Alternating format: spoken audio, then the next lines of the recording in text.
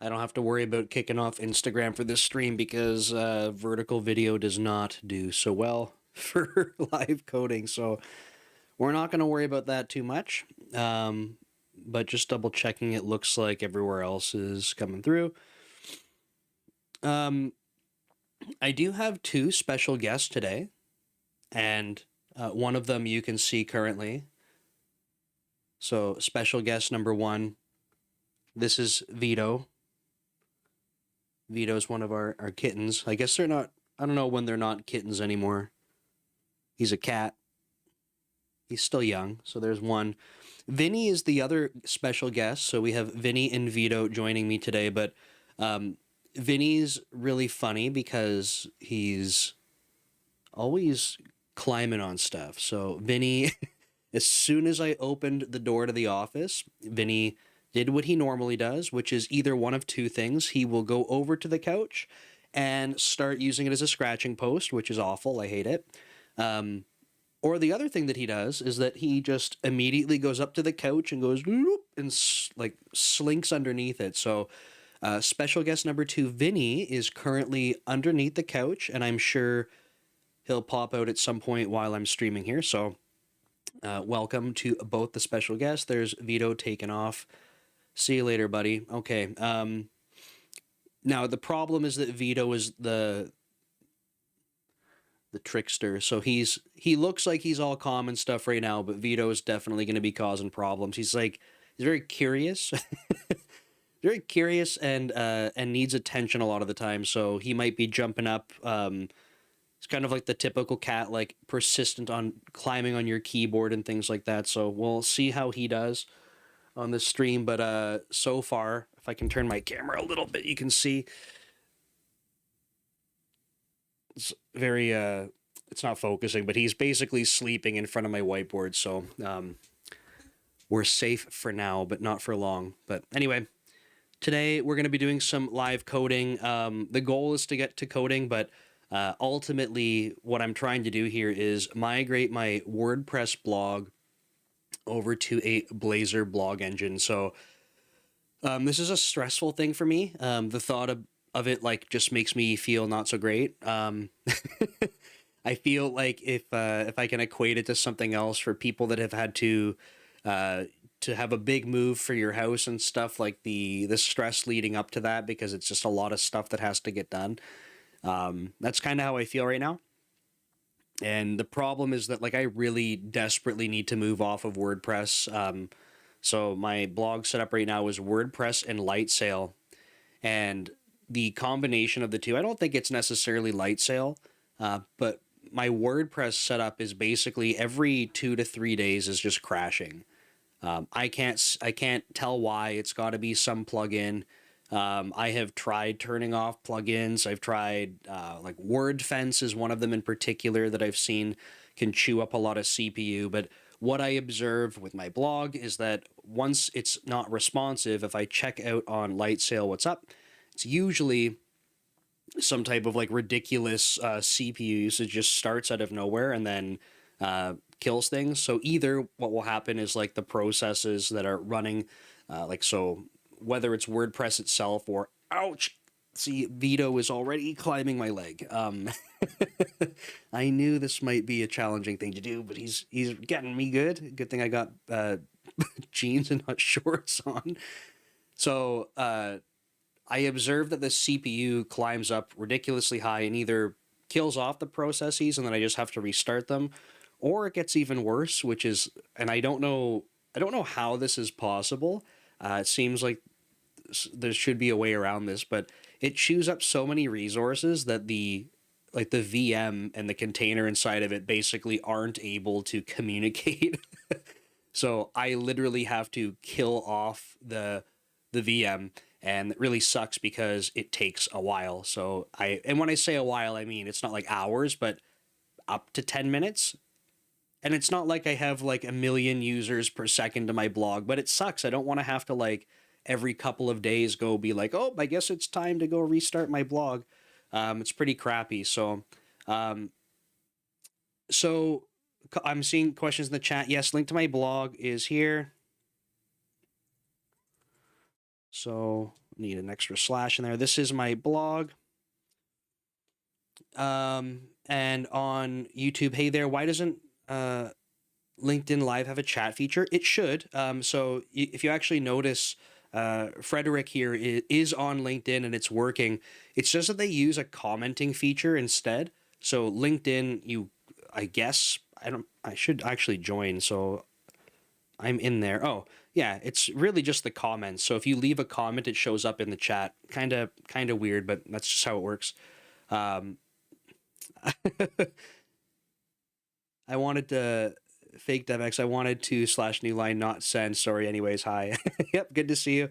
Yeah, great to see. There's a bunch of people from YouTube. I guess this is a good time. Usually, Twitter is definitely still winning in terms of number of users, but YouTube is doing pretty good this morning. So, so for folks that are new to my live streams and stuff, I try to on Tuesdays do more live coding at 7 a.m. PST, but I haven't been keeping up with that just for a whole bunch of reasons. Like I was sick for a bit. I had on call at one point.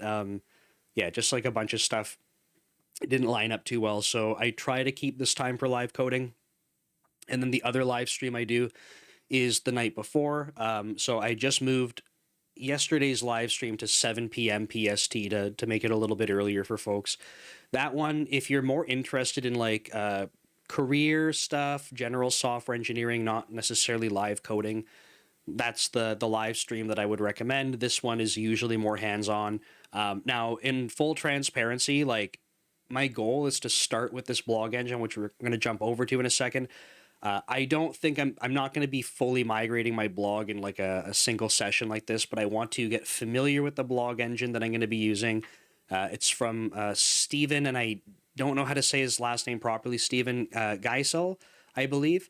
And so he's a popular .NET creator. I think a lot of C# and .NET developers are familiar with him. So I'm going to be using his blog engine. And I guess the goal of this is I want to be able to run it locally. I want to see the format of the posts in the database, and then probably something that I will do, at least investigate a little bit more, is off stream. I will try to look at the format of blog posts in WordPress and see what I have to do, because WordPress, so to explain what's going on here, this Blazor blog engine is going to be in Markdown, all of the formatting. And WordPress, yes, you can write blog posts in Markdown, but I don't know. I believe they're probably stored in like full HTML, because how the plugins work, like when I look at the HTML, there's a lot of extra tags and things like that. So I have not yet explored what that's going to look like, but I'm probably going to have to write like a bulk converter that will get me most of the way, and maybe I can live stream that. But I anticipate the format of my blog is going to be a pain in the butt, but a solvable process. There's only so many blog posts, so I'm not too concerned about that.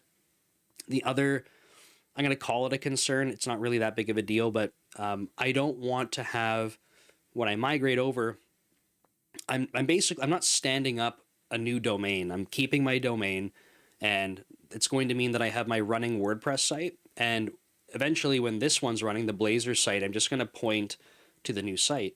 Now, if there are links and stuff, so if I have pages that aren't blog posts, this is the other sort of concern, pages that aren't blog posts, I need to make sure that I can set up those pages on the new site. So landing pages for things like my courses and stuff like that. I want to make sure that all of the links that I've been sharing out online suddenly don't break. That could harm SEO. That could make it really weird for people to come across some of my content and be like, this doesn't point anywhere. So I want to make sure that I'm doing a good job in understanding how this blog engine can support that. It might not be something that Steven had to add, which is totally fine, because we have the source code. If I need to, like, again, this is going to be the very first time that I look at this. So if I need to modify it, then I have code to do so. If I chat with Steven and he's interested in what I changed, then we can talk about feeding that back in. But ultimately, my goal is just to make sure that I can get my blog set up. I just don't think we're going to do the full thing in one session, so heads up on that. Hey, Precious, good to see you. Checking anything else. Yeah, the the comment thing on LinkedIn is just kind of weird. I don't know. I don't know why it works that way, but that is how the live chat seems to work. Sometimes it doesn't. I've seen before where people are leaving comments on LinkedIn, and sometimes it just does not carry over. But I think so far it is with every single one of them, because I have LinkedIn open on a tab here and can see the comments directly. So usually I have Instagram showing there so that I can see the Instagram chat, but I'm not streaming to Instagram because vertical video is not conducive for this kind of thing. But MJ, yes, of course, I'm happy to do this. So hopefully this isn't too frustrating, but I feel like it's probably time we'll jump over. So I'll put the link to this as well. This is what I'm going to be trying to use today. So Roy, this is going to be every live stream I do. Every single one of them is available on YouTube. So if it's streaming to other platforms, like so this is going to LinkedIn, for example, to Twitter or X. I think it saves them there too. So literally any platform that you're watching this on, YouTube especially, because that's where you're chatting from, it's absolutely safe to YouTube. You can go through any of my live videos and they're all available there. So yeah, no worries if you can't make these and you just want to watch them, or you want to rewatch them later. Totally works. Hey Loic, good to see you. Did you also share the YouTube, etc. links in your post would help? Yeah, I don't know. I didn't put the YouTube link. So for folks that aren't totally familiar with like some of the social media algorithm stuff, like if I put a link in a post, basically LinkedIn will not give it impressions, which is really frustrating. But I just put it on. I'll put it on the LinkedIn post directly. So one sec. We'll just add that. Oh yes, you can't press Shift Enter. I just experienced that. Awesome. Thanks, LinkedIn. Oh, I can't even comment on my own stuff. Amazing. LinkedIn just does not let me send comments. So I cannot add the YouTube live to that, so I apologize. But anyway, this is the sort of the blog engine that Steven has written. Just to kind of scroll down, we'll kind of look at it together here. Basic idea is the content creator writes their posts in Markdown language, like this README file. So for folks that aren't familiar with Markdown, or you've heard of it and you don't really know what it is, if you're familiar with GitHub and how the READMEs and stuff are written, this itself, like literally what's on my page right now, is written in Markdown. So it's a formatting thing that's pretty popular. Like I said, WordPress itself does support writing posts in Markdown. So it's not like it's new or anything like that. So it's a pretty common way that people write wiki pages, blog posts, and things like that. So, and then it says the Markdown will be translated into HTML and displayed to the client. This gives an easy entry to writing posts with all the flexibility Markdown has. This also includes source code snippets. Highlighting is done via Highlight.js. Oh, we have to use JavaScript. I don't know. Might not be interested anymore. I'm just kidding. And with the GitHub theme. So cool. There's a little video that's been playing here, so you can kind of see what's going on here. This little clip just shows, okay, so there's the Markdown. Again, if you're not totally familiar with what Markdown looks like, you have the sort of the hashtags to have the different levels of headers, things like that. So let's start going through a couple of these together. We're reading the documentation. I know, it's crazy. Ouch, cat's eating my feet. Stop, buddy, let go. If you're just joining, I have two special guests. I mentioned Vito and Vinny. Vito is the one attacking my feet right now. He was sleeping behind me, and now he's decided that he's causing mayhem. And Vinny is in stealth mode. He's currently under the couch behind me, and he will resurface later. Vinny is the fat cat. He's awesome. He's super cuddly, but he's escaped under the couch for now. He just likes to like be kind of weird, so... Anyway, hopefully Vito doesn't actually destroy my feet, but we'll see. So authentication. When it comes to authentication authorization, we employ OpenID Connect. Okay, pretty straightforward. Primary benefit is Open Connect providers, customizable dashboard. Yeah, so OpenID Connect is pretty popular. I use So in my own development for Brand Ghost, which is a SaaS that I'm building, we use Auth0. So this is a pretty standardized thing. So that's not too scary for me. Ouch, Vito, you got to stop, buddy. Stop, let go. Oh my God, this is a terrible idea. One sec. Come on, buddy, let go of my foot. I can't put my foot down because he's trying to eat it. Could you share us your code? Yeah, so I'm not writing any code yet, but I did put the link in the chat. I will put it again here in case you're wondering. But I'm just going to be downloading this. I'm not even going to clone it from the repository. I'm just going to literally download it because I'm hoping I don't have to change the code at all, which would be nice. And it'll have to be configuration changes and things like that. But I'm hoping I don't have to really change the code. When it comes to deploying it and stuff, that might be a little bit different. I don't think we're even going to get to deploying it today. I just want to be able to run it locally. Man, this cat is chaos. One sec.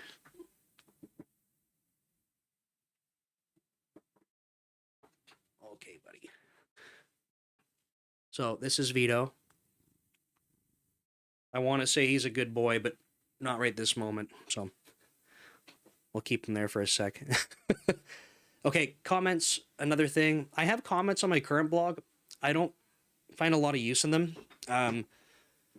So traditionally, and this maybe is just a WordPress thing, but if I have comments available on my blog, probably, and I'm not exaggerating when I say this, like 1 out of every 5,000 comments is not spam.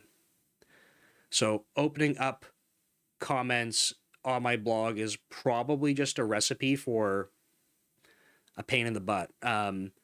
So on WordPress, there are, I think it's called Akismet, which is like a spam blocker for comments, but like it kind of sucks. The value, like, yeah, it's great if people can comment on the blog post, but the value of it, I feel like is not even there. So I'm probably not even going to enable comments. Oh, Vito, come on, man.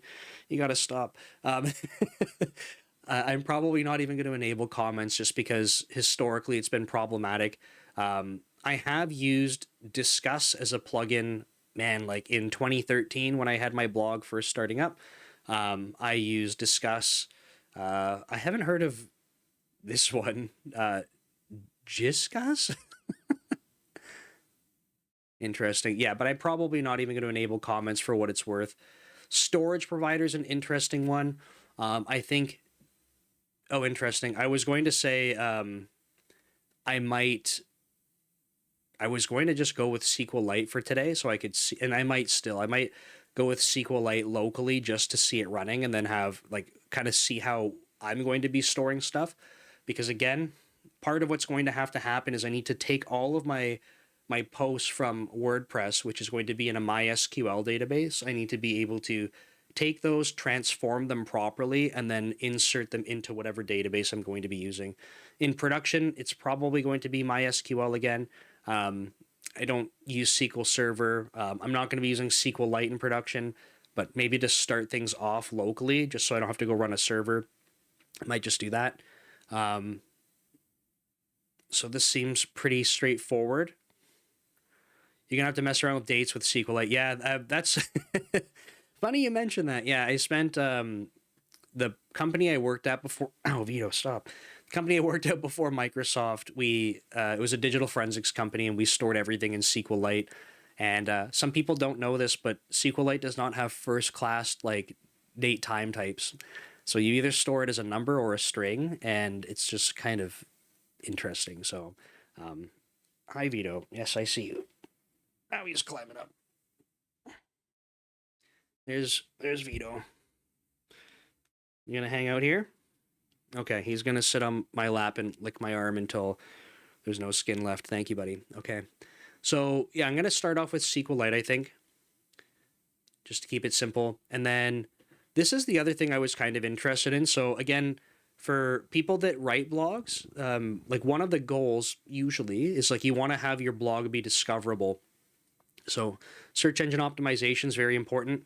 I think one of the reasons probably why my WordPress blog is getting nuked right now with the whole CPU usage and stuff spiking out of controls. I think I'm probably using a plugin that's trying to analyze some of the site, and the people that wrote the plugin just suck. And I don't know, I'm not going to go debug someone else's plugin.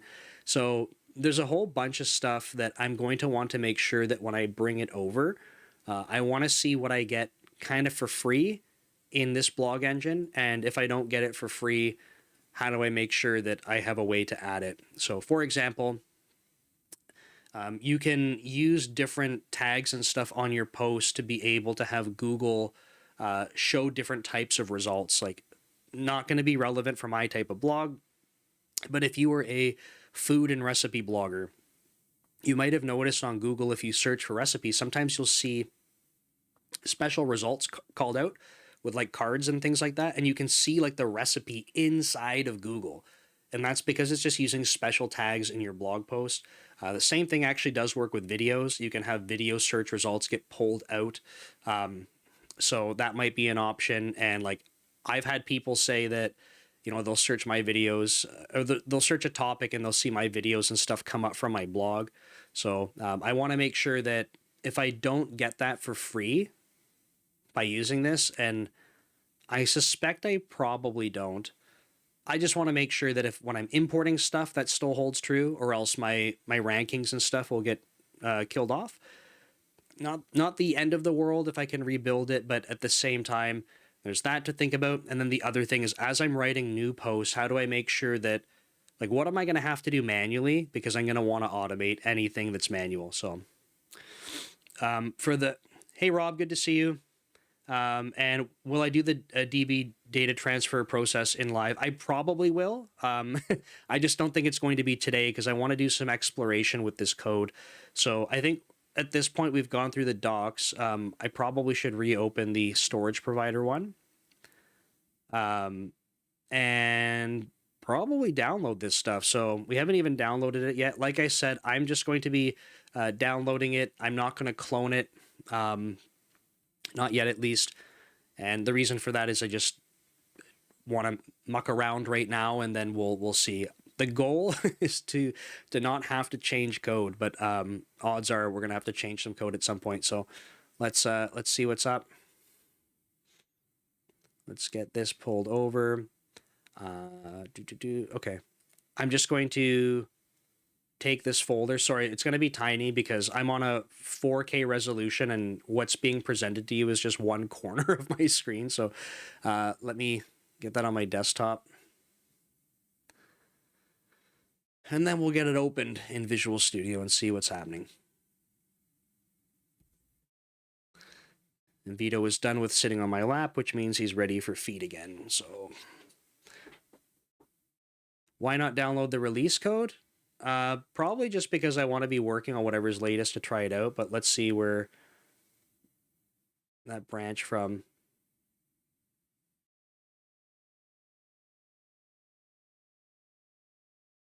Oh, Ceramo 89. Yep, I do have a newsletter. It is weekly. It is here. And one of the interesting things, actually, one sec, let me see if the caching hit on my computer. So I just want to show you. Oh, it did. Okay, this worked. I want to give you an example of why my WordPress blog is a huge pain in the butt right now. So this is my site, and this is all on WordPress. Depending on what platform and stuff you're on, like, I've noticed that the caching on my phone makes it so the top menu doesn't show. I got pop-ups and stuff. There we go.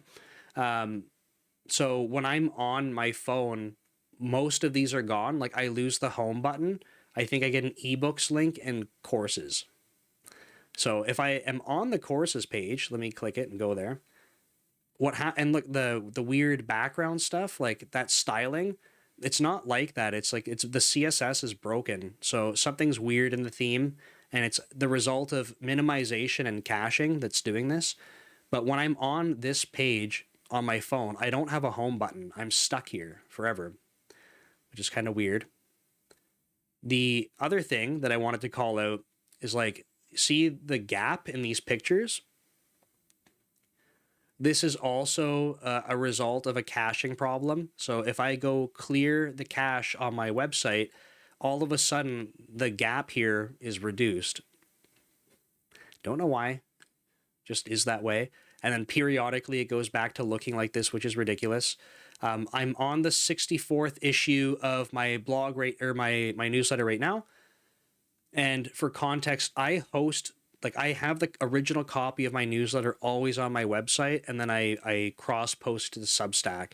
And I do that because I want to own my own content. And that way, if Substack ever is fishy or I want to switch away from it, I have all of my own content owned. So all of my blog or my newsletter articles, once they go live on my website, they're automatically paywalled. But on Substack, there's like a month of time that you can go back and read them. So what I noticed today on my phone, for example, again, this is this morning on the same internet connection I have, just on my phone, newsletter article 64 didn't show up and 63 didn't show up. So the latest newsletter article was 62 from September 21st. So like people, if I were still posting, I was doing almost one blog post a day at one point earlier this year, and what people like, they're just not going to show up for people. Like, it's not okay. So everything about my WordPress setup I really don't like. But like I was saying earlier, these other pages that I have here, like this newsletter tab, right? This is just a write-up about the newsletter, but this isn't a blog post. By the way, this is a good plug. I do have courses available in C#. But yeah, like this page, I don't know if I'm going to be able to do this kind of thing with Steven's blog engine and have landing pages like this. So we'll see. But let's see what we got here. Again, sorry, the font I know is going to be ridiculous. I apologize. But we'll go in here. We got a solution. Oh, the font was so small I couldn't even see.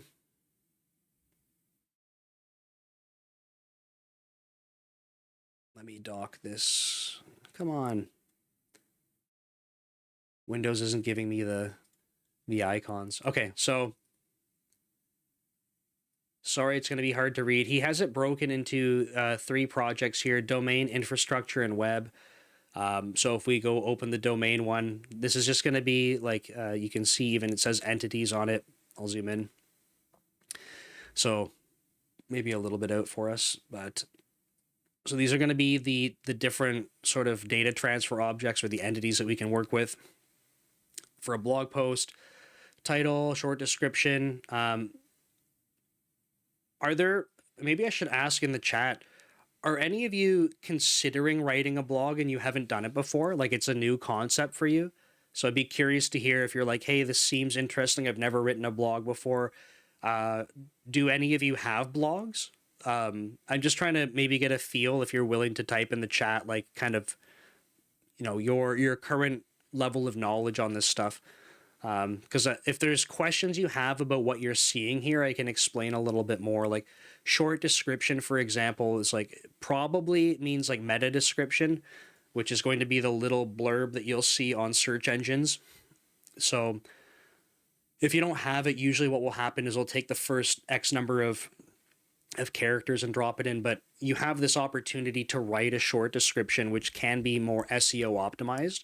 So you can get some good keywords in there and stuff like that to make sure that people, when they see it in search results, they know what your content's about and it's being indexed because it has good keywords in it. Paul Shell, absolutely curious for years, yet never have. Never written. Cool. Okay. Yeah. Great. Like, honestly, like maybe just to pause for a second, this is sort of outside of the scope of this, but I started my whole dev leader brand in 2013, and it was just my blog.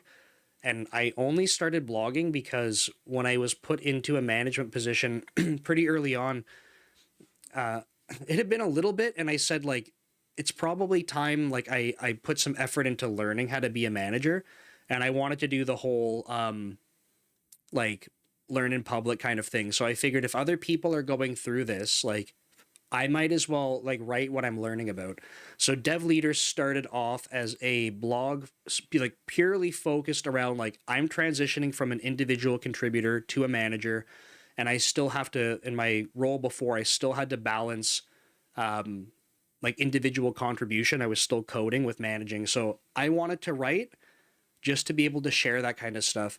But I stopped a few months after because I was like, oh, like no one reads my blog. Like what's the point of writing it if no one reads it, right? But in at the end of 2022, like over the holidays, I said, so that's like literally a decade later for what it's worth. I said, starting 2023, I'm going to be publishing content like nonstop. So it's been almost 2 years of that now. And if you follow me on social media, hopefully it's obvious. I post content as much as physically possible. Cool in the chat. Didn't know you could write default for string.empty. Yeah, pretty cool. I guess if we do this without the exclamation mark, is it going to be the same thing? It looks like, yeah. So kind of interesting. I was curious if it was going to think that it was a nullable string. Otherwise, level of knowledge, never heard of this before. This is coding a blog. Yeah, so Aaron, the context, and this is for anyone else that's kind of joining the stream. Oh, Spaghetti, in Visual Studio it thinks it's nullable? Interesting. Yeah, like I took it off, but it's not giving me a warning. And I would think that it would. Anyway, so Aaron and anyone else joining, this is basically a Blazor blog engine. So I'm going to be migrating my WordPress blog over to Blazor. This is a blog engine by Steven Giesel. I'm sorry if I'm pronouncing his name incorrectly. Robert, I don't think that any of this is in .NET 9 because I don't have .NET 9 installed. So I hope not. If we scroll down a little bit lower, like this is some new syntax for collection initialization. You'll see, so there's an list of tags here, and a pretty common practice, maybe not as common as it probably should be. Working with null collections is a pain in the butt. And you'll notice that the way, it might not be obvious, but the way that this works here, and this is going to be a tags collection on this record type, this entity that we're working with. It's a private setter, so no one else outside of this class can set it, and it's immediately initialized to an empty collection. So again, this is helping prevent us from having a nullable collection, because if you have nullable collections, sort of like by default, you need to be checking if it's null before you use it every time. And if you just assume that it can't be null because you're never setting it to null, and you practice never setting collections to null, you can clean up a lot of code. So just a heads up. Probably just above my pay grade. Nonsense, Robert. Nonsense. The more that we're exposed to these different types of things, the more we learn. So there's going to be a bunch of new stuff in here for me. So, and I've been programming in .NET and stuff. I don't know, for a good while now. Over a decade easily, maybe not quite 2 decades, but. So generate slug, interesting. I wonder if this is configurable. So again, for people that haven't written blogs before, the slug is going to be sort of the link for your article, right? And there's different ways to do this. I'm just scrolling down a little bit lower. So usually, like WordPress has this very configurable. You can have the date and time prefixed, and then you get like an article slug. I don't know if slug stands for something or what it's short form for. So if you are a blog expert or just a web page expert, what does slug actually mean? I know what it is, but what does it actually mean? I could go Google it right now, but if you know in chat, chime in, because it's a funny word, and I've never actually thought about like why is it called a slug. But anyway, this generates the slug for us. It will normalize the title. It's going to look for special characters for us, trim things out. So it cleans it all up. So basically, it's going to make sure that it's compatible to be what we would expect as a slug in a URL. So that's interesting. Folks, this is a newish type of thing you might not be familiar with. And I did make a video on this before. I think it's super interesting. So let me pause on this for a sec. I know we're not even at the part where we're running the blog yet, but I just want to show you this quickly. If we take this regex, why is my autocomplete busted? That's so weird. You can see Copilot's trying to complete it for me, but my IntelliSense is busted. Interesting. I wonder if it blocked the files when I downloaded it in a zip file from the internet. Kind of weird, but you might not be able to tell. I'm hovering my cursor over this regex keyword, this type, and it's not showing me the IntelliSense, which is annoying. Maybe I need to build it. Maybe there's something weird. Oh, Robert, it is .NET 9. Crazy. I'm curious what you saw that was .NET 9, because I haven't seen any syntax. Oh, you tried this. Maybe. Okay. Anyway, what I wanted to show you is this is the sort of traditional way that we would go build regular expressions. And also there's this way. So you can just say regex. If you wanted to do this, you could just match, right? So you could take this pattern. You could actually take this whole thing. I can't remember the order of the parameters, but it might be something like your input that you want to match on in the pattern, or these might be flipped around. This is the problem when you're a C# developer and you rely on IntelliSense too much. But you can either declare it like this, and actually you wouldn't put this into the static one, but or you can do matching with this static variation. If you have this cached, this is the most performant way that you could do it. But they introduced this super cool thing with source generators, which is this version down here. If you're not familiar with source generators, it's a pretty advanced thing. I know what source generators are. I have still never written one in my life. I've never debugged one in my life. I just use the output of source generators all the time. So this source generator here, right? If you notice, this is the same pattern that's up here. There are situations where when you run this, what this code will do is, with the source generator, it literally gives you a file that is source generated. So it writes out the code for this regular expression, which means that at runtime, you can actually debug the regular expression, which is super cool. Because if you're for me, I use ChatGPT a lot for regular expressions, regex hero online to test them out, but you could go debug your regular expression now and see what's happening. So it literally generates source code and it puts comments and stuff in. It's not like it's hacked together and you're like, what the heck is going on here? It's a regular expression, so it's kind of weird, but point is that they do that, and there are circumstances where, because it's generated code, it's actually significantly faster. So if you can opt for this, it can unlock a bunch of things, but sort of the default case when it's not optimized is that it will behave just like this one that I have highlighted, as long as you're caching this regular expression being compiled. Now, I think that there's limitations to how many of these compiled regular expressions you can have. I know probably 6 years ago that was the case. Maybe it's different now, though. But anyway, this is a really cool thing. If you're not using it yet, look into it, because you might get some optimizations out of it. I've never seen that. Can you show what? Yeah, I have a video on my channel. One second. Let me see if I can just pull it up. I can't run this right now because I don't have .NET 9 installed, so I didn't even think about that before starting this. I might be able to retarget it to 8. I don't know if something else is gonna... I don't know if he's using features that are not. So let me just do this super quick. Maybe that'll build now. Let's... We'll see. It's doing something. Maybe there's some NuGet package dependencies. Maybe we'll get lucky. Thanks, Spaghetti Developers. Yep, those are the docs. Oh, I missed one. Oh, tests. Package.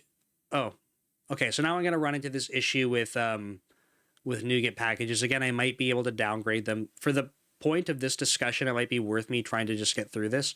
I'm going to, where are the tests? There they are. I'm just going to unload the tests.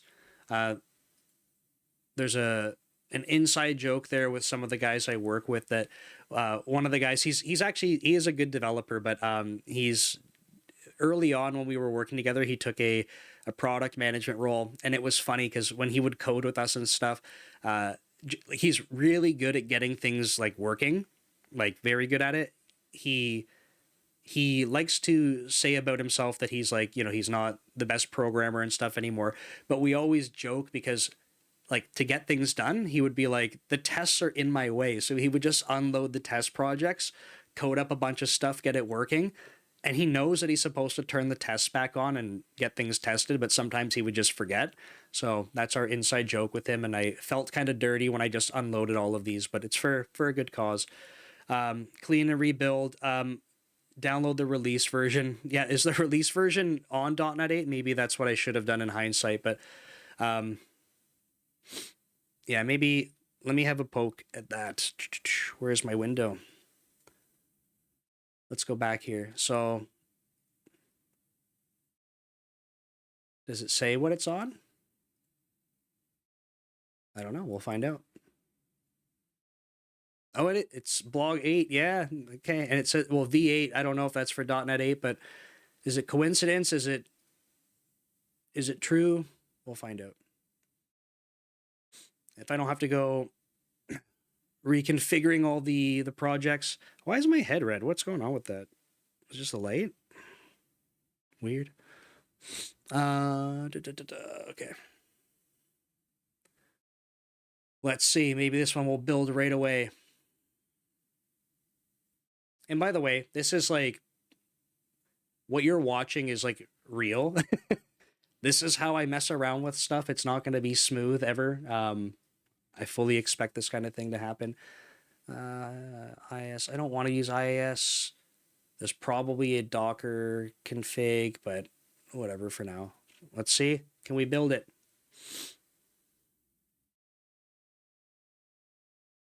Sorry, 2,000 times. If not, danger zone. Hey, Douglas. Good to see you. It's building. It's doing something. I might just close the other solution instance.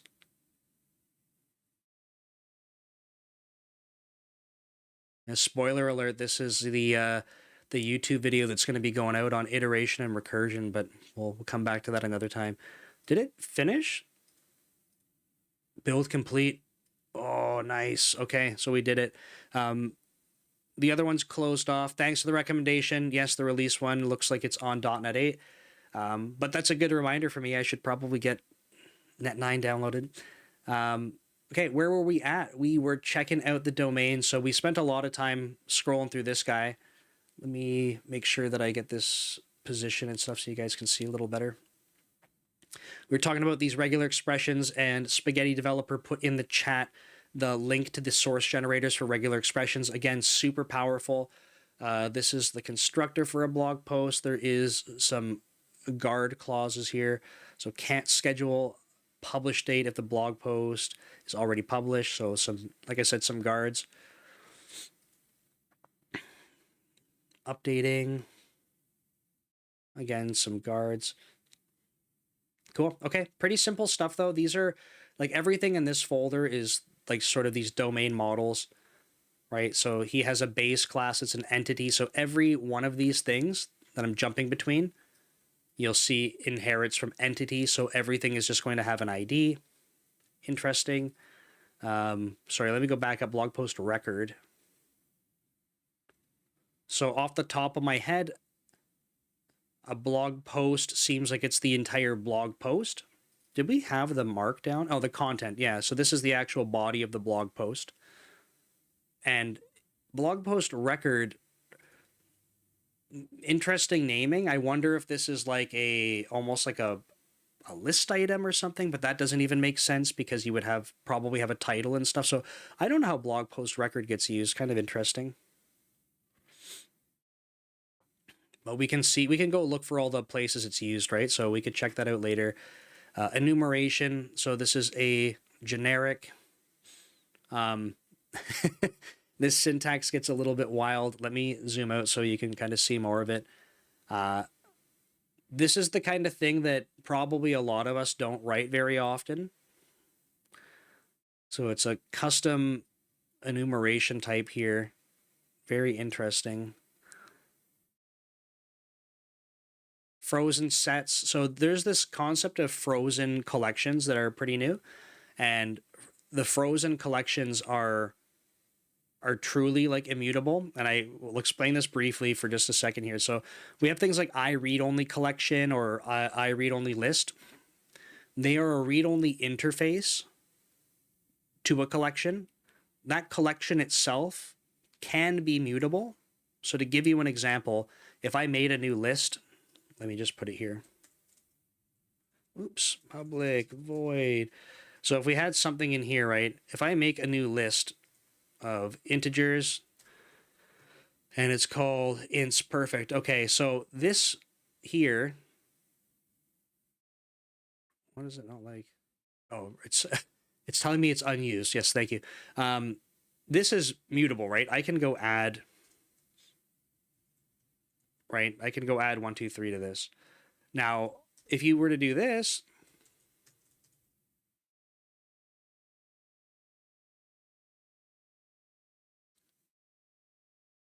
so you can do, I know it's complaining because it's unused, but you can sort of cast this. And now you might say, well, hey, look, my read-only ints, it's immutable. Like this view, it's the same collection. It's not copying it. So this read-only ints view is going to be immutable from your perspective, but someone can still go modify the underlying collection. With a frozen collection, these things are truly immutable. So you create them, they cannot be changed. Even like it kind of gets rid of this scenario. So there's a little bit of extra overhead for creating them, but if you pay that penalty once and they're accessed a lot to be read, not only are they immutable, but they're also optimized for reading, so they are faster. However, if you were to create them and read them once kind of thing, it might be a bad trade-off because there's a performance overhead for creating them. So something to think about. Okay, so noob question. Can you explain why, in a simple way, we should use Blazor advantages compared to WordPress? Thanks. For sure. So there's a lot of bias here, and I like to acknowledge bias whenever I can remember to do so, because I don't want to share information and have people think that there's like only one way to do things. So honestly, for the average person that just wants to get a blog put together, WordPress is great. I don't have I don't genuinely have issues with WordPress. I have issues with WordPress in my current configuration. And if I'm being honest with myself, if I were to dial back every single plugin, including all of the stuff for protection and things like that, probably wouldn't be so bad. The other thing I forgot to mention earlier on is LightSail with WordPress in my current configuration. The file permissions were so locked down that I can't properly update things, which is a huge pain in the butt. So like sometimes plugins will just fail to update, and then I have to go look through the logs and it's like there isn't write access to this folder. And I'm like, I don't know why there isn't write access to this folder. Like it should have just been writable. It's literally the plugin folder for updating, but something in LightSail changed the Linux file permissions and I can't write to it. So there's a lot of stuff like this where as someone who is a programmer, I'm like, I get infuriated because I'm like, I shouldn't have to deal with this. But if you're going to make me deal with it and I don't have good tools that I'm comfortable with, like I want to go switch to something that I'm comfortable with. So if I can use something like Blazor, for context, again, if you're not totally familiar with Blazor, Blazor is really helpful for people like me who write in C# and .NET and we're not great with web front ends. Even if you are great with web front ends, you might enjoy it. But I feel like it's built for people like me who suck in the web front end. And that way I can just use C# and familiar things to go build a front end to a website. So again, it's not that WordPress is necessarily bad. There's lots of other options too. But in this case, I wanted to use Blazor so that I do have full control. I legitimately did not consider using a .NET blog engine or a Blazor blog engine because I was hoping this time around that I could just get WordPress set up and not worry about it. And it worked for a few months and then started to just be a pain in the butt the entire time after that. So I'm at the point now where I want to be able to have full control over everything. And that way, when things are wrong, I'm not like, which plugin owner do I have to go chase down? I can just open up the code and go change it. I don't want to modify a plugin owner's code or deal with their support. My problem is that with WordPress, my computer doesn't like me using PHP to change anything. Yeah, well, I don't like using PHP ever. So, and we're just going to rewatch it, hopefully. Awesome, cool. Thanks, Fake DevX, for coming by. I use command line to update WordPress plugins, but that means WordPress cannot do it without insecure settings, right? Yeah, it's honestly, I'm just at the point with WordPress where like, I think my level of usage of it, and especially I was mentioning earlier the SEO stuff, like the built-in, like if you just use vanilla WordPress, it's probably fine. But it is very customizable with plugins, and it only takes like, I think I have probably one plugin, honestly, that's causing havoc for everything else. Then when you start having, like you add plugins, they slow things down. So then you have to hyper focus on optimization, minimization, caching, and then those break behaviors because caching is like the hardest thing ever in software development. So you just get into this, like this whirlwind of like, you know, you optimize one thing, it creates 10 more problems. So then you go to fix the 10 more problems and you do, but now there's 5 other problems and you keep chasing them down. So now my blog is running in WordPress. I just hate having it there because there's too many problems that come up regularly. So cool. And Andreas, yeah, hopefully this is a good video series. I would love if it was just done in one day, but that's not going to be the case, unfortunately. I rambled too much in the first place, but I wanted to just explore what we got going on here.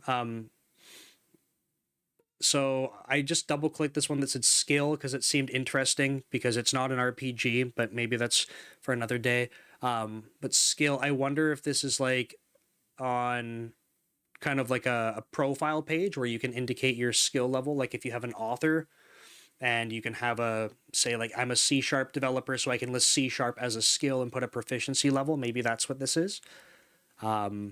Social, cool. So I can already tell the way this is set up. I'm probably going to want to see how Steven's done this. This is the type of thing just from looking at it. And Steven's an excellent developer. So when I go saying what I'm saying, I don't want this to sound like I'm criticizing Steven. This is literally his blog engine. It's awesome. So I'm just trying to I want to be careful about how I say things because I don't want them to come across as like condescending or like I know better because he's brilliant. But when I see this kind of pattern, like I can already tell, and I'll kind of explain my thought process. I see 3 different social media things. They each take a URL and has linked account, right? Has GitHub, has Twitter account. I use a lot of social media platforms, and I already see this pattern, like it's repeated 3 times just right here. So to give you an example, I'm going to want this. I'm going to want to add LinkedIn, Facebook, Instagram, TikTok. I'm going to want to add Medium. I'm going to want to add, like the list goes on. I use Tumblr. I use Pinterest. I literally use every social media platform except Snapchat. Unless people want disappearing code snippets, then maybe that's a thing I could do. So I use every platform, and I'm going to want them all listed here. And to kind of prove it to you, give me one sec. That's my newsletter. See, oh, this lost the title, but so here across the bottom, right? So that thing that we were just looking at in the code, this is Threads, by the way. It doesn't have an icon and it looks like it's like bumped out, kind of funny. But anyway, I forgot Threads. I have Reddit. So these are all the things that I'm going to want to link there. And if we jump back over, not in here, sorry, my apologies. If we go back over, there's sort of 3 things hard-coded. So I could continue the pattern, right? I could continue it and say, okay, like, let's see, like I could go do this and then rename them accordingly for the different social media platforms. And then I have to go see where they're consumed. And maybe, honestly, maybe that's the easiest way to get this thing going. And maybe that's what I'll have to do. What I'm going to need to do is make a list. Maybe I should start that right now. Make a list of like where I'm going to need to make adjustments in the code, because if that doesn't seem like a very scalable way to me. It kind of sucks, but it's not so bad. Otherwise, I would need to go make these two things together into like its own type of object, and then have a collection of them instead. So just to give you a brief example, if we were to pull this out into I don't know what we call it yet. So give me one moment because I haven't thought it through. So it would just be like account URL and has account. Okay, so something like this. Oops, I want get, not bool. Maybe in a init as well. So instead of doing this, I would do public. I don't know his patterns that he has, so I don't know if it was like I list, and then he did. I think it was something like this that he had in the other spot. Oh,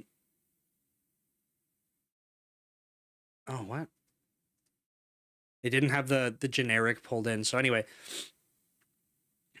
oh, he has a lot of rules in place.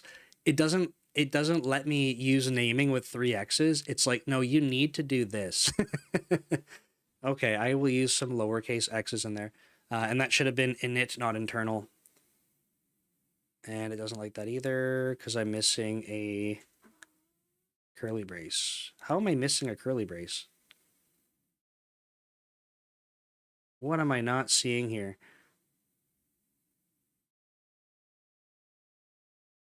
Oh, int. My goodness, I'm missing an I. Literally missing my eyes. I can't read properly. So yeah, this would be like personally how I would have liked to see this. And that way I can add an unlimited number of social accounts. But I'm like I said, I haven't even seen how this is consumed yet. I'm not trying to criticize Steven for it. I know that he has reasons for everything he's doing. But when I'm looking at this part of the code, that's what I would have liked to see. Yeah, thanks. The I was missing. Oh, there. Steven's in the chat. Hey, Steven. The reason is that I need an icon, so you might want to extend the domain object as well. Awesome. Okay. Thank you.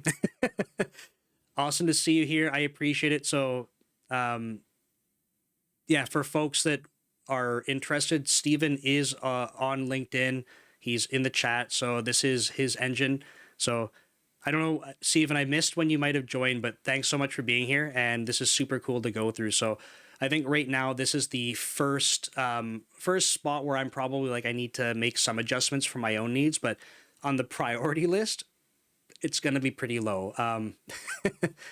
So jumping over, okay, so there's something for presentations, which would be cool. I'm not at the point yet in my sort of content creation where I'm speaking too much. I've done one public speaking event so far, but this would be, it's good to know that this kind of thing is like a built-in entity to use. And then user records. Steven, I had a question, and again, you don't have to answer anything if you don't want to. I'm not trying to put you on the spot. We have a couple examples of like blog post record and user record. And I see like user record has URL clicked, date clicked. If I go back up, blog post record has blog post ID, the date clicked, number of clicks. Where, like, how do these get used? Because I see like there is a whole blog post entity, right? But we have like this record and this other record here. It seems like it's tracking.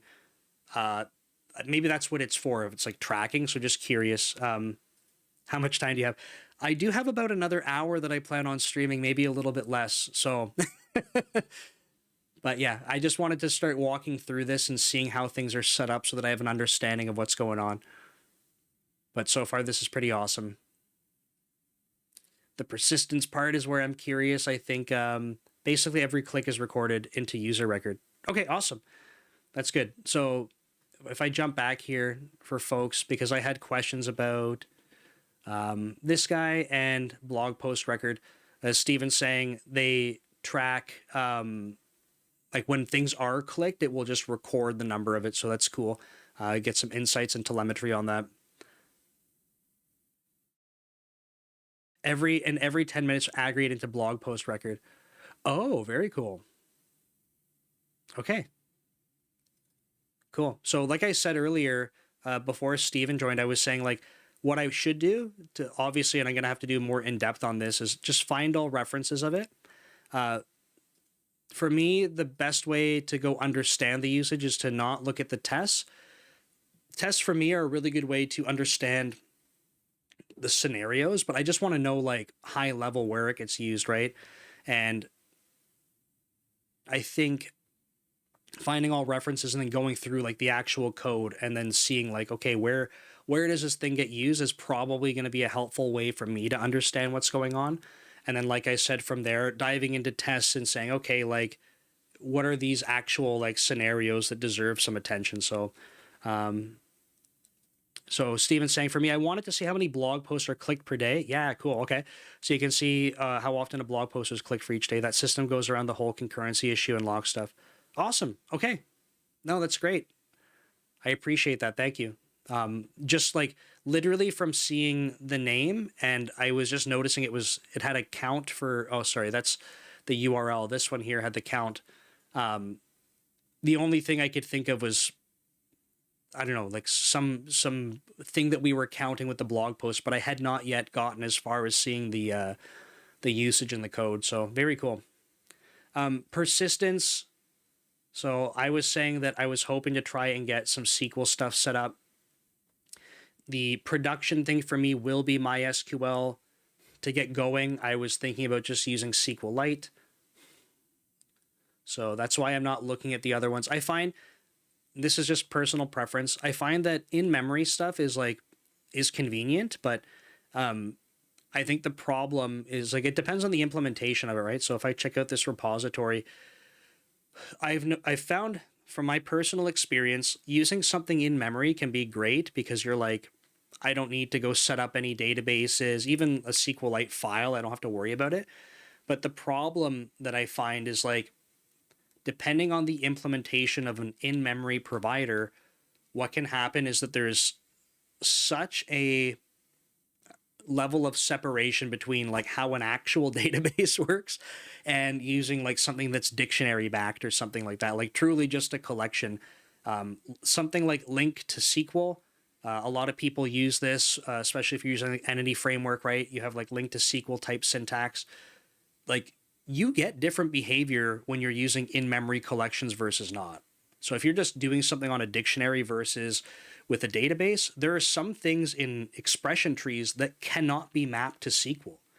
And if you're used to working with an in-memory database, or it's not even a database, in-memory provider that's not a database, then all of a sudden you switch over to a real database, you might have a bunch of code that breaks because it's truly just not compatible with the database engine you're using.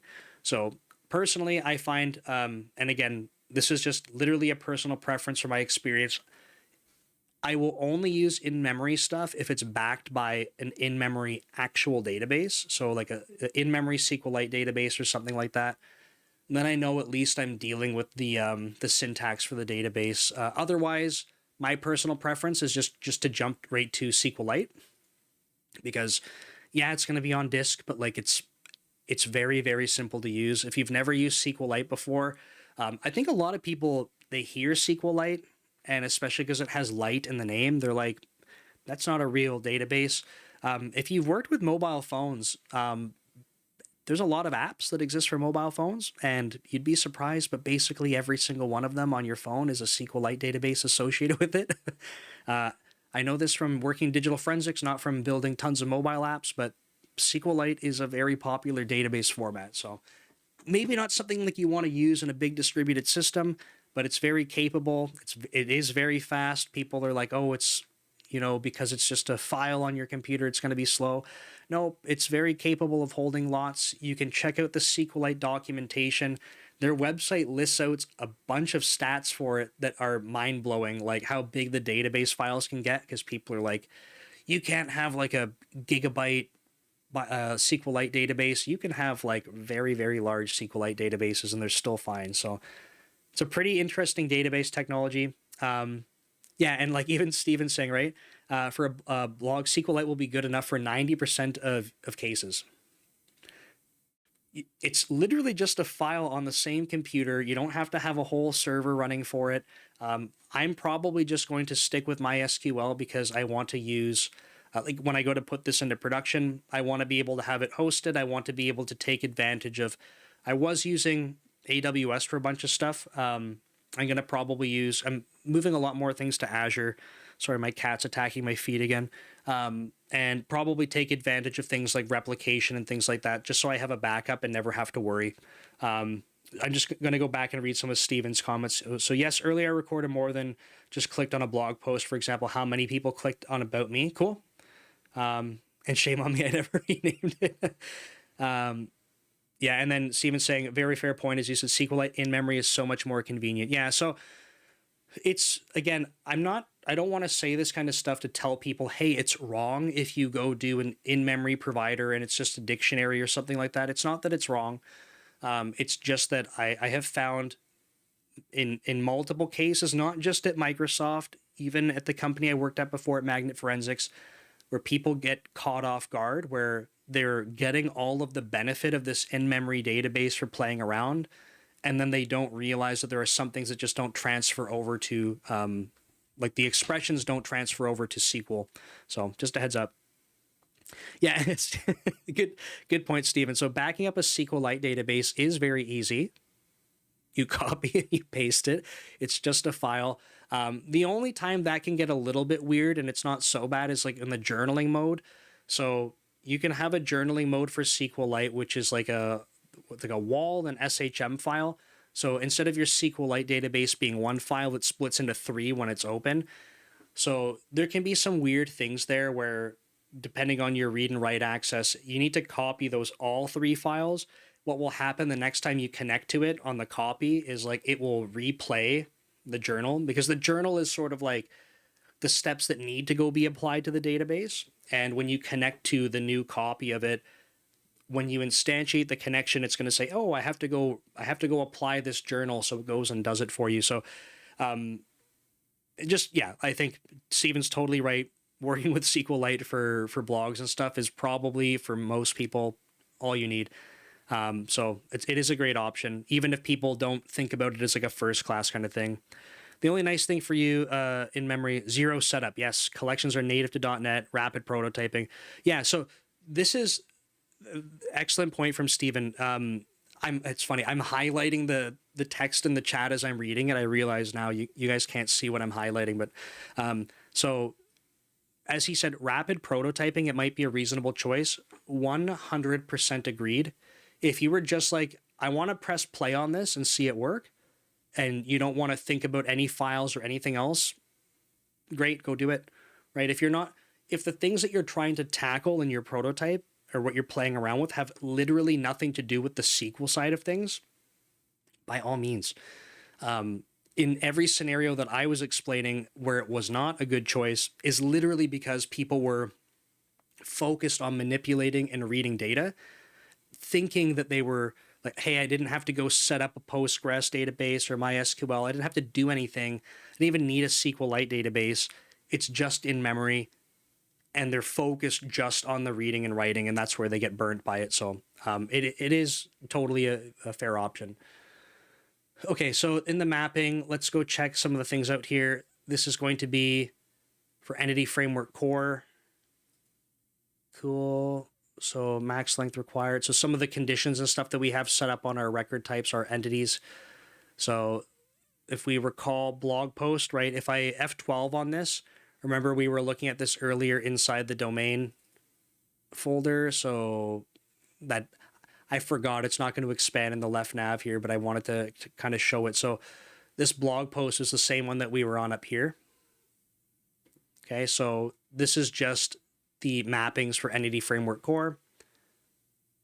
So then it knows like what's required. There's going to be constraints on what can go in here. So cool. Oh, cool. There's a preview image URL fallback. That's handy. Let's see. So all of these, yeah, like it's in a mapping thing. It's just going to be about Entity Framework Core mapping here. So cool stuff. This is the kind of thing, like for me, I've made this pretty public before. I don't like using Entity Framework Core but this might be a good opportunity for me to have something,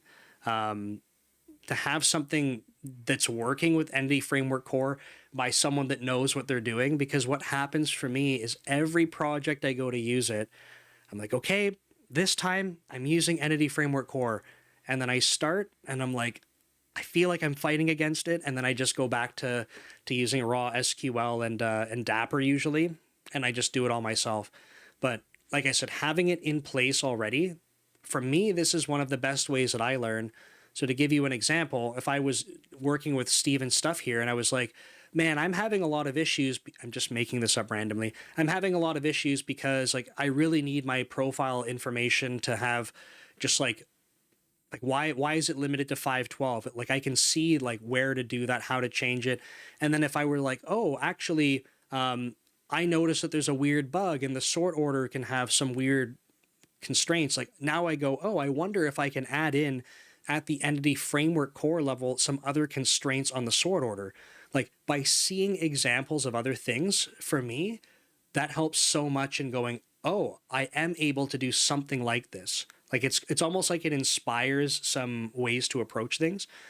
So having something working, I think this will be a cool opportunity for me to not be like avoiding Entity Framework Core, because I don't think there's anything wrong with it. I just find that I'm always fighting against it when I'm setting it up. So this could be great. Oh, awesome. Thanks. Yeah, Steve. I appreciate the feedback. And thanks to LinkedIn. LinkedIn can only handle JPEG and PNG files. But I wanted to use AVIF and WebP for thumbnails as well. Yeah, so good. I should have asked this. I haven't gone far enough in your code. I'm assuming that there's nothing built in that will let us basically provide an image and then have it automatically compressed. That's not a big deal, because even on WordPress, I was trying to find plugins that would do it, and they would convert. But what would happen was like they would convert a PNG or a JPEG into a WebP file, and it wouldn't even be compressed.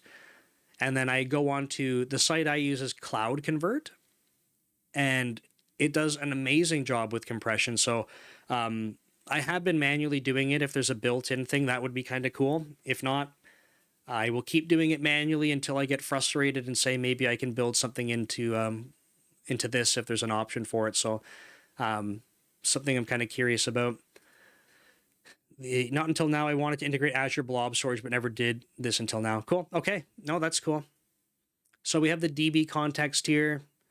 Again, for folks that aren't totally familiar, I'm not speaking about this as an expert because I've already told you I don't use Entity Framework Core a lot, but the database context, this DB context, is going to be sort of like the primary way that we're interfacing with our database. So you can see that all of these DB sets as public properties on here, these are going to be the different types of entities that we can go work with. So if we want to go interact with blog posts, we would have an instance of this blog DB context. Then we can ask for the blog posts and then manipulate them and read them and stuff like that. So what's really cool about Entity Framework Core is that you don't need to be thinking about writing SQL, right? You just go, like if I go find where this is used as an example, should say blog post, okay? How much SQL do you see written here? The answer is 0, and it's because all of it's done through Entity Framework Core. So like this line 40, blog posts as no tracking. So this part is maybe a little bit more advanced, but there's some optimizations where you can turn off tracking, and that way you get some performance improvements depending on what you're doing. So we're basically asking, like, this is going to find the blog post that has a particular ID. So find one of them, or it's going to give you a null back if there isn't one, or default. I'm assuming it's null in this case. But this is essentially doing a query, and there's no SQL on the screen, which is cool. So for a lot of people, this just lets you focus on working in the programming language that you're used to. The reason, like, I like explaining in a little bit more in depth why I don't, like, why Entity Framework Core and I don't get along, again, it's not because I think that this is bad. Like, this is great. I can stay right in C sharp. But my challenge is like, when I think about databases, I'm already thinking in SQL. So I find that, like, for other people, this is probably amazing because you don't have to context switch. Like, I'm writing C sharp code. What's the SQL for that? For me, when I'm accessing data, like I'm either reading or writing it, I'm thinking in SQL, the structure of the table and everything. So for me to miss out on what that SQL syntax looks like this becomes actually more mental overhead for me, which is kind of funny. But I say this just to explain my current situation, because that's just how my brain works. But it's not going to get better unless I spend more time doing this, which is, like I said earlier, another reason why I'm kind of excited about this is I'm going to be forced into using it, which is not a bad thing in this case. So very cool. What did I modify in here? Oh, left that over. Cool. Okay, paginated list query extensions. I think we have a comment in the code. Oh no, right? Like, you're not so, code should be self-documenting. I think this is a great, a great example of a comment. So Steve, I'm assuming this was by Steven. I think there's a couple of other authors in the repository. But like, he's explaining, like, if you were to read this code without the comment, maybe you're like, hey, look, we should probably use toList async. Like, that might be something if you just had this code, you'd say, like, we should do that.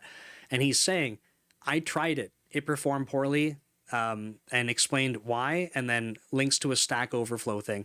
And this is like a nice guard for people that if you were coming across this code and you were like, oh no, man, like, obviously we should use toList async here, and I'm just going to go change it. You would literally regress functionality in the code base.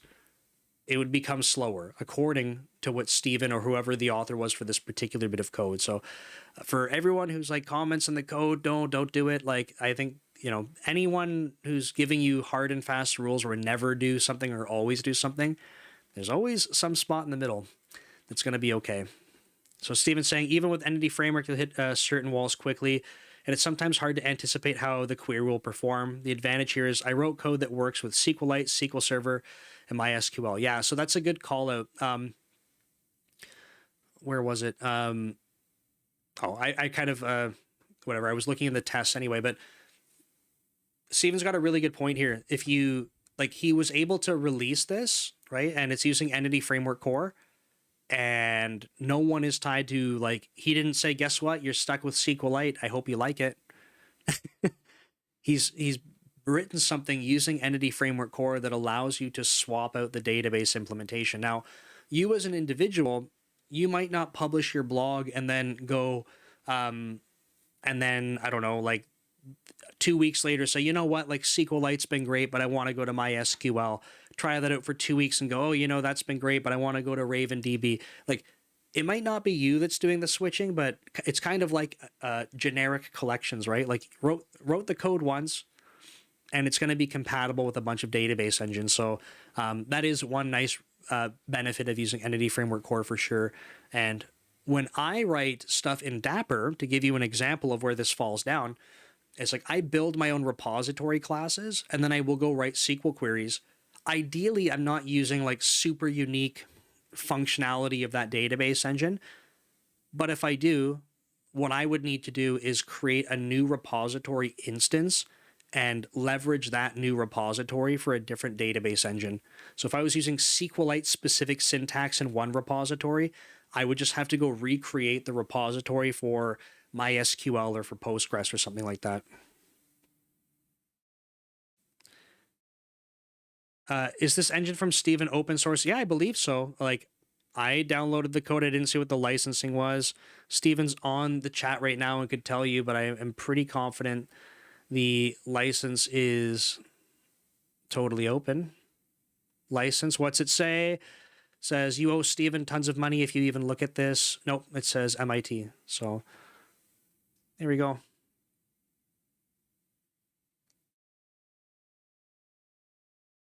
So there you go. It's totally free to use. But you should support Steven however you can, because he's awesome. Okay, cache repository. What do we got going on here? So this is an interesting pattern. I like this a lot.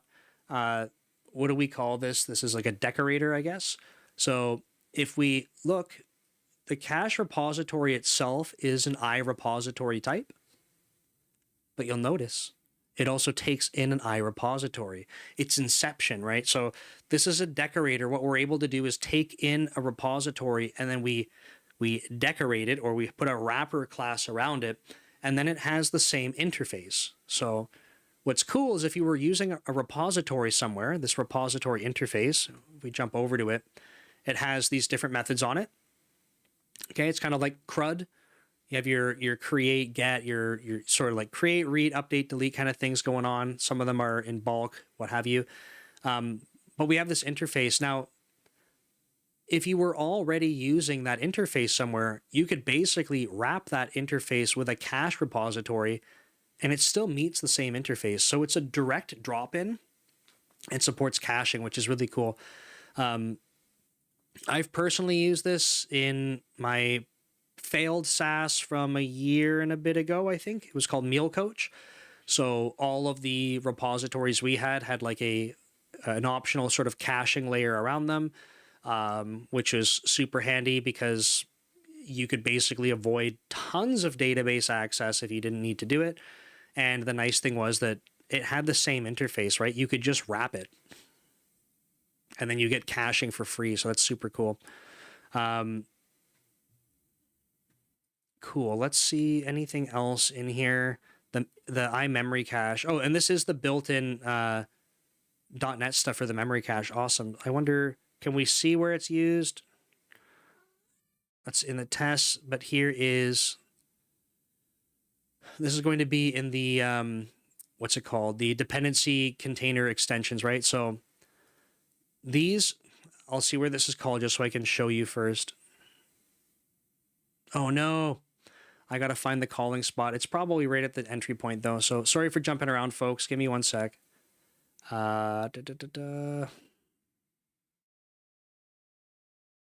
Okay, so configure app. Steven might be able to tell me much faster, but you can even see like on the services, like add Razor pages, add server side Blazor, add SignalR. These are all things that are going to, oh, I think it's right here. These are going to configure your dependency injection container.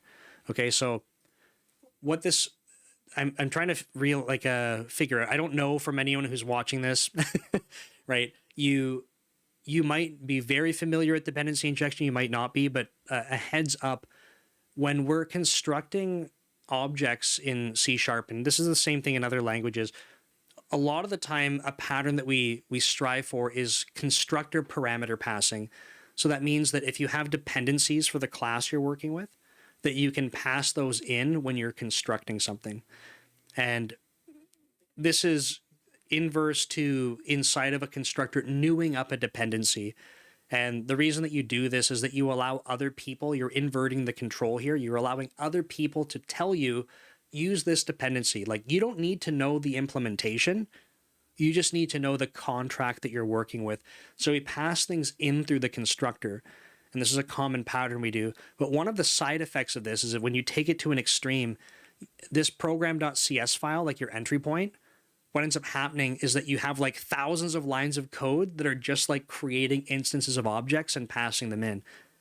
And it's like, you basically made the rest of your code nice and clean, but you have this one spot that's just like an absolute nightmare to look at. So dependency injection containers basically work around this problem. They say, look, you don't have to go write all of this code to go new up all these objects. You can, it almost feels like magic. You use the container and you say, I need this object. And it goes, no problem. What parameters have to get configured on it? Let me go find those. Okay, which parameters do those things need? Let me go find those. And it basically does all of the work for you behind the scenes. You just ask for what you need and it wires it all up for you. So I think this add storage provider, this is the one that we were just looking at, right? So I'm going to jump back one more time. You can see that this is an extension method that Steven added, and it's going to take in the configuration that we have for our application. If I jump into this, this extension method will check based on the configuration what one we're working with. So again, if you're confused by that, the configuration, if we jump over to this here on line 22, I'm just, my eyes jump to this line, just I haven't even read anything else. We can see that there's a persistence provider. This one says in memory. So again, let's jump back. I happen to get very lucky. And line 20 here is checking that, in the configuration for persistence provider, this one says, if it's in memory, go set up things this way. Okay, so it will say use in memory as storage provider, and then register cache repository, right? That's going to use that decorator pattern we were just talking about. So it will go basically create a new cache repository and pass in the repository that you want to be decorating. And then also gives it the in-memory cache. So pretty cool. Welcome from Bogota. Awesome that you could make it. And Amer, I don't know where Burhan is. He was on the stream last night. I don't know what time it is where he's at, but I assume it's at maybe it's an inconvenient time of day or something, but he's been a great supporter. Okay. I know I jumped around a lot. It's funny. I'm coming up probably on the end of this stream. I didn't even run this thing yet. Maybe we should see if it runs. No pressure on Steven. I don't know if it runs out of the box, but I think it probably does considering it's configured with in-memory. But let's try it. I think you probably have to do some minimum amount of configuration, but we'll see. It'd be kind of cool if it does just run and I can show folks. Oh, is there no startup URL? Okay, so it's running somewhere. This one's, I'm trying to read HTTPS is what I want. Let me go ahead and open it in a new browser. Oh, look at that. Look at that. That is super snazzy. There you go, Steven. I have no posts, obviously, right? This is the homepage, the archive, about me. I'm probably going to keep that picture. Oh, we didn't even talk about RSS feeds. That's fine, though. Color mode. Oh, wow. But this is cool, right? We were talking about this when we were going through some of the entities, right? So this is sort of on the About Me part, we have like an author profile. We looked at the skills, remember? We saw that. And then we had the talks. We looked at that sort of entity type as well. So this is pretty cool. Obviously, I don't have anything configured, so there's not going to be anything that shows up here, but this is super awesome. Search, oh man, look at that search, like it flies out. That's got to be some JavaScript magic, right? We can't do that in C#. That's way too fancy. No, this is cool, and it's very responsive, right? If I don't have any blog posts, but so I'm pretty excited about this. I think what I'm going to do, maybe this will be a good sort of thing for the next time. Sorry, folks, that I didn't get maybe as far as I would have wanted to, but I think next time what will be a good exercise is I can go, like together, we can just go make some dummy blog posts. We'll set it up with SQLite, and then we can go look at the format of those blog posts. Now, in that same next live stream, what we can probably do together is I'll maybe do a little bit of homework, and I'll see if I can make sure I can get a connection to my SQL database that has my existing blog posts, and we can compare the schemas, and then we can talk about what I will need. Like, I don't think I'll code that in one live stream as well, but we can talk about, here's the format we need to get to, and here's the existing format. Like, what the heck's got to happen, right? So we can talk through that, and that's probably going to be an example where and this is like, it's no fault of Steven's or anyone else's, but there's probably going to be a bunch of gaps in terms of things where I was like, oh man, like I was using a plugin for this and I need that, or when I say need, like I want that capability, right? So to give you an example, like, and I don't expect this or anything, but I was able to have like an automatic table of contents, probably not getting that for free. I was able to have, what do they call them? Like short codes where I could basically automatically drop in like pieces of content from a library. So I could put in like course advertisements into a post and not have to recreate them every time. So there's probably going to be a whole bunch of stuff like this that, like I said, I don't anticipate Steven has it done. It's obviously like not a shortcoming of any of his work, nothing like that. But this might even be stuff where if it makes sense to Steven, if I need it, maybe I can go build it, or we could build it on stream or something, and see like if we can put a pull request up, or even just, you know, see the idea. Doesn't mean like the code has to be taken. And thanks, Steve. No, I appreciate you being here. Even if it's not something that he wants to take into the repository, like that's totally okay. Like we can fork it, we can do whatever. It's no big deal. But obviously he's laid so much of the groundwork here that's going to be awesome. So maybe the next stream, what we'll do then is we will, let me get back to my full cam. We'll try to do that comparison with the database schemas, and we can try to see what we need to build in terms of a migrator, because my gut tells me that we'll be able to write a migrator that does like 75% of the work. And as long as I have a good understanding of what needs to manually be done, what I can start doing is run the migration and then just chip away at the posts. But the earlier on I know what types of things need to be done by hand, the more I can say, okay, wait, if there's 350 posts, do I want to do this 350 times, or should I spend a couple hours, write some type of automation, and that's going to save me in the long run? So I'll have to see, but maybe that'll be for next time. But yeah, I hope this was helpful. Sorry, like I said, I know there wasn't that much code that we got to dive into. We kind of went across the repository a little bit. If you joined later, I just want to make sure I can share the link back so you guys can check it out. If it wasn't obvious, like I downloaded the release, and basically in Visual Studio, if you just press F5, you have a blog engine that runs locally, which is nuts. Super cool. He's done a really good job on it.